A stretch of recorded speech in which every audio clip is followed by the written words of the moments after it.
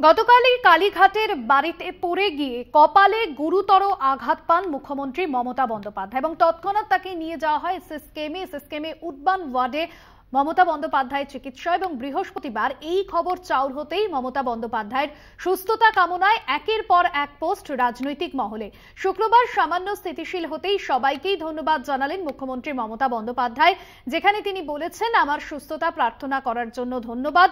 প্রধানমন্ত্রী নরেন্দ্র মোদী, কংগ্রেস সাংসদ রাহুল গান্ধী, তেজস্বী যাদব, নবীন পট্টনায়ক, ফারুক আব্দুল্লাহকে ট্যাগ করে পোস্ট করেছেন মুখ্যমন্ত্রী। এক্স হ্যান্ডেলে প্রত্যেককেই আলাদাভাবে ধন্যবাদ জানিয়েছেন মুখ্যমন্ত্রী মমতা বন্দ্যোপাধ্যায়।